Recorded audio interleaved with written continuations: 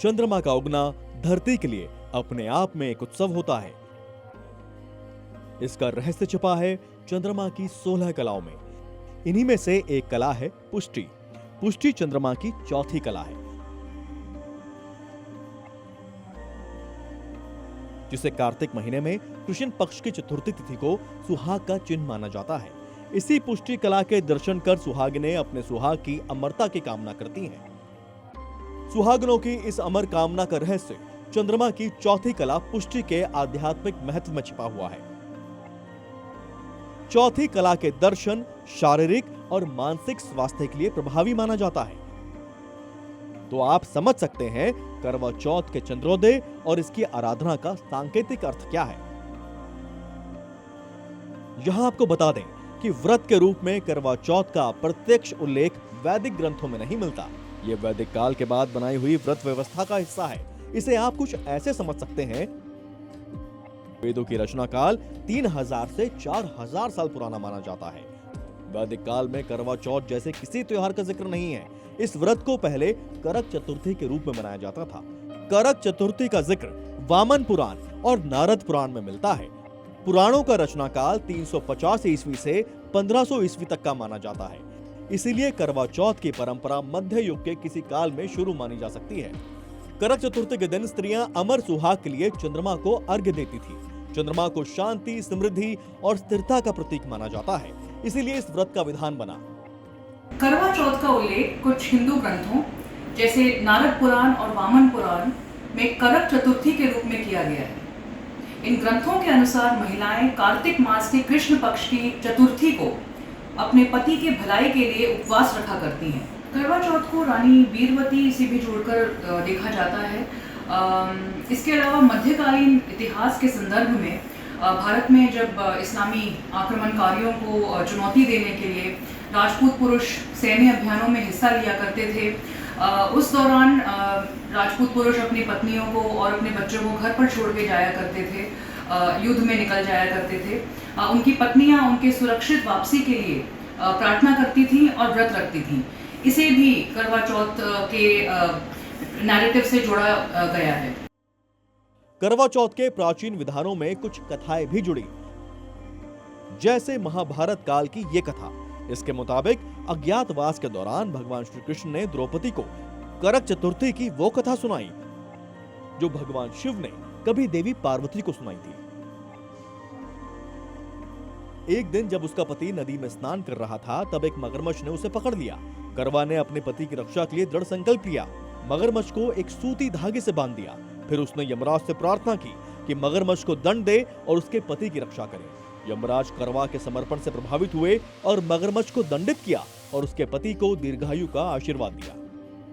द्रौपदी अर्जुन के लिए और अर्जुन की दीर्घायु की कामना को लेकर के ये व्रत रखा था, क्योंकि हिमालय में अर्जुन जब गए थे उस वक्त ये व्रत रखा था। दरअसल में ये व्रत जब रखा गया था तो करवा चौथ का कोई बहुत बड़ा इतिहास प्राचीन मिलता नहीं है। करवा चौथ मिट्टी के करवे बना करके और उसे जो है पानी भर करके पूजा की जाती थी। दरअसल अज्ञातवास में द्रौपदी अपने पति को मुश्किलों से घिरता देख बेहद चिंतित थी। तब श्री कृष्ण ने उन्हें करक चतुर्थी की महिमा बताई और कहा कि इस दिन भगवान शिव पार्वती की पूजा और चंद्रमा को अर्घ्य दे। इससे युद्ध के संकट में अर्जुन को रक्षा कवच की प्राप्ति होगी। इस कथा का जिक्र महाभारत के अज्ञातवास वाले हिस्से में मिलता है। माना जाता है कि करक चतुर्थी का व्रत ही आगे चलकर करवा चौथ के रूप में लोकप्रिय हुआ। मैं आपको वही कह रहा हूँ कि ये 1990 तक कहीं इस व्रत को कोई जानता ही नहीं था। मिट्टी के करवे बना करके फिर ये किया जाता था।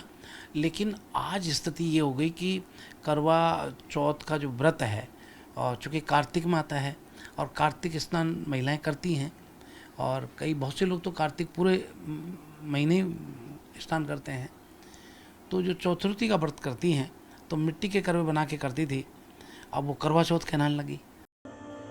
आज भी ये त्योहार देश के उत्तरी पश्चिमी हिस्से में खास तौर से मनाया जाता है। पश्चिमी उत्तर प्रदेश से लेकर पंजाब, हरियाणा, राजस्थान और हिमाचल प्रदेश तक इस त्योहार की खास तैयारियां होती हैं। ये संयोग नहीं कि ये पूरा उत्तरी पूर्वी क्षेत्र महाभारत का रण क्षेत्र था। इससे भी श्री कृष्ण की सलाह पर द्रौपदी के पहले करवा व्रत की पुष्टि होती है। चंद्रमा इस करवा चौथ पर 100 साल बाद ऐसा योग बना रहा है जो सुहागिनों और उनके वैवाहिक जीवन के लिए दुर्लभ है।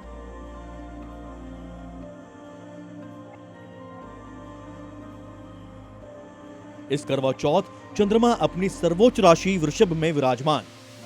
ज्योतिष के मुताबिक चंद्रमा जब अपनी सर्वोच्च राशि वृषभ में होता है तब वो योग बेहद शुभकारी माना जाता है, खास तौर पर गृहस्थ जीवन के लिए, जिसमें विवाह और सुहाग की अमरता का खास महत्व होता है। गृहस्थ जीवन में वैभव और भौतिक सुख का दूसरा योग बना रहे हैं स्वयं सौर मंडल के कर्ता सूर्य और शुक्र। इस करवा चौथ सूर्य शुक्र बना रहे हैं दुर्लभ योग। सूर्य सम्मान प्रतिष्ठा के प्रतीक, शुक्र प्रतीक है वैभव ऐश्वर्य के। 10 अक्टूबर यानी करवा चौथ से सूर्य और शुक्र की युति कन्या राशि में हो रही है, वो भी 100 साल बाद। इसलिए इस युति को ज्योतिषाचार्य करवा चौथ के लिए बेहद खास मान रहे हैं।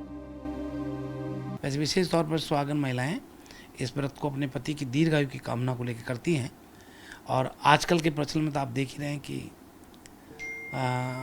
जो जिनका शादी विवाह तय होता है तो बहुत नया नया प्यार होता है, नया नया एक रिश्ता होता है, उसमें बढ़ चढ़ करके भाग लेने लगे लड़के भी, और अपनी पत्नी की दीर्घायु की कामना को लेकर के वो भी व्रत करने लगे। भी जो है वो तो यहाँ तक हो गया कि अब नया नाम आ सकता है कि वीडियो के साथ में ये व्रत हो रहा है कि पति विदेश में बैठा है, पत्नी यहाँ बैठी है, तो शाम को अर्घ देने के बाद में एक दूसरे को देख रहे हैं, चलनी भी लगा रहे हैं, वीडियो कॉल पे कर रहे हैं। तो अभी तो ये और भी ज़्यादा पॉपुलर होता जा रहा है। इस युति और चंद्रयोग के साथ करवा चौथ तो खास है ही, ये हमारी संस्कृति का अहम हिस्सा है जो पीढ़ी दर पीढ़ी चला आ रहा है। इस दिन का व्रत पति पत्नी के बीच प्रेम और विश्वास को बढ़ाता है। यही विश्वास दोनों के बीच के बंधन को और मजबूत बनाता है और पूरे समाज में सामूहिकता का भाव भी बढ़ाता है। इसी भाव की वजह से करवा चौथ का त्योहार उत्तर पश्चिम भारत के दायरे से निकलकर पूरे देश और दुनिया में भारतवंशियों के बीच लोकप्रिय हुआ। जहाँ तक बात की जाए कि पहले ये परंपरा जो है कुछ क्षेत्र में ही सीमित थी, लेकिन सोशल मीडिया और रील्स के इस दौर में यह संपूर्ण भारत में व्याप्त हो गई है। कुछ फिल्मों का भी इसमें योगदान रहा जिसमें इस प्रकार की स्थितियाँ दिखाई गई है, इस प्रकार के पिक्चरों का चित्रांकन किया गया है जिसमें पत्नी अपने पति की दीर्घायु की कामना को लेकर यह व्रत करती है। तो इस कारण से इसका चलन संपूर्ण भारत में निरंतर रूप से बढ़ता जा रहा है। अगर आध्यात्मिक तौर पर भी देखें तो चंद्रमा का महत्व शरद ऋतु में खास हो जाता है। इसकी वजह है उसकी 16 कलाओं और शरद ऋतु में उसके प्रकाश में छिपा अमृत तत्व। धरती पर चंद्रमा को उगते हुए देखकर क्या कभी आपके जहन में यह सवाल उठा कि अगर क्या होता अगर धरती पर चांद का उदय नहीं होता? क्या होता अगर हमारी धरती से ही अलग हुआ चंद्रमा पृथ्वी की परिक्रमा नहीं करता, या फिर शीतल होने की जगह यह आग का गोला होता? हमारे वैदिक ग्रंथों ने इन सवालों के जवाब सहस्त्राब्दियों पहले तलाश लिए थे। आज का विज्ञान भी इससे सहमत है।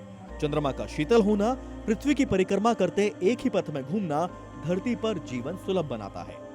अपने परिक्रमा पथ पर चंद्रमा जिस समय धरती के सबसे करीब होता है वो शरद ऋतु का काल होता है। शरद ऋतु में ये चंद्रमा की भौगोलिक स्थिति है। विज्ञान की भाषा में इसे पैरगी कहते हैं, यानी अंडाकार परिक्रमा पथ पर वो बिंदु जब चंद्रमा धरती के सबसे पास होता है, इसे ही शरद ऋतु का चंद्रमा कहते हैं। वो चाहे शुक्ल पक्ष हो या कृष्ण पक्ष, पूरे शरद काल में चंद्रमा की किरणों को अमृत समान माना जाता है। हमारे वैदिक विधानों में चंद्रमा को 16 कलाओं में बांटा गया है। इसमें से हर कला का नाम और धरती और इसके जीव जगत पर पड़ने वाले असर का वर्णन है। चंद्रमा की 16 कलाओं को जानिए। पहला, अमृत। यह अमृत तत्व का प्रतीक है। मनदा, यह शुभ विचार और मन की शांति से संबंधित है। पुष्प, यह सौंदर्य और आकर्षण का प्रतीक है। पुष्टि, शारीरिक और मानसिक स्वास्थ्य का प्रतीक है। इसी तरह तुष्टि इच्छाओं की पूर्ति है, धृति विद्या और ज्ञान की वृद्धि है, शाशनी तेज और आभा है, चंद्रिका शांति और शीतलता का प्रतीक है, जबकि कांति कीर्ति और प्रसिद्धि का प्रतीक है, ज्योत्सना शीतल प्रकाश है, श्री धन संपदा और वैभव है, प्रीति प्रेम और स्नेह का प्रतीक है, अंगदा स्थायित्व और मजबूती लाती है, तो पूर्ण कर्मशीलता का कारक मानी जाती है। 15वीं कला है धरा धरती और 16वीं कला है पूर्णामृत, जो परम सुख और संपूर्णता का प्रतीक है। अब जरा सोचिए, चंद्रमा अपनी सभी 16 कलाएं और इनकी विशेषताओं के साथ धरती पर उदित हो तो इसका प्रतीक अर्थ कितना असरदार होगा। हमारे वैदिक विधानों में यही चंद्रमा का शरद उत्सव है, करवा चौथ के दिन सुहाग का दुर्लभ अमृत चांद।